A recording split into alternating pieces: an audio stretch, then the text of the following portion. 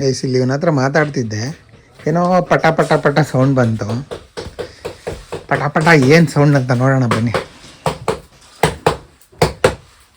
ಓ ಇಲ್ಲಿ ಗೈಸ್ ನಮ್ಮ ಅದಕ್ಕೆ ರೊಟ್ಟಿ ಮಾಡ್ತಾ ಇದ್ದಾರೆ, ಬಿಸಿ ಬಿಸಿ ರೊಟ್ಟಿ.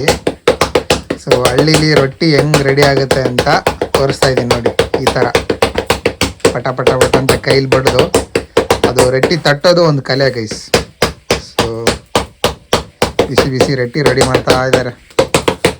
ಅದು ಹೊಡೆದಾದ್ಮೇಲೆ ಈ ಥರ ಹಂಚು ಇರುತ್ತೆ, ಆ ಹಂಚೊಳಗಡೆ ಹಾಕ್ಬಿಟ್ರೆ ಅದು ಬೇಯುತ್ತೆ ಅಷ್ಟೇ ಗೈಸ್ ರೊಟ್ಟಿ ಮಾಡೋ ಪ್ರೋಸೆಸ್. ಸೊ ಇಲ್ಲಿ ಹಾಕಿದ್ರೆ ನೋಡಿ ಈ ಥರ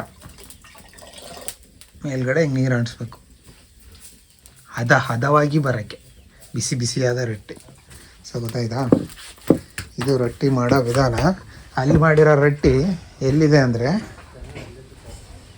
ಇಲ್ಲಿದೆ. ನಮ್ಮ ವಾಲಿ ಹೊಟ್ಟೆಗೆ ಹೋಗ್ತಿದೆ. ಏನೇನು ತಿಂತಿದ್ದೀವಿ ಅಲ್ಲಿ?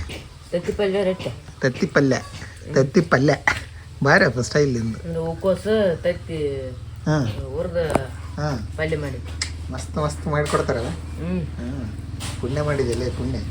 ನಾವು ಚಿಕ್ಕವರಿದ್ದಾಗ ತಿನ್ನೋ ಕೂಡಿ ಸಿಗ್ತಾ ಇರಲಿಲ್ಲ. ಹಾಂ ಬಿಸಿ ಬಿಸಿ ರೊಟ್ಟಿ ಉಣ್ತಾನೆ. ಟೆಕ್ನಾಲಜಿ ಮುಂದುವರೆದ್ಬಿಡತ್ತೆ ಈಗ. ಏನು ಟೆಕ್ನಾಲಜಿ? ಟೆಕ್ನಾಲಜಿ ಅಂತಾರಲ್ಲ ಅದಕ್ಕೆ, ಟೆಕ್ನಾಲಜಿ.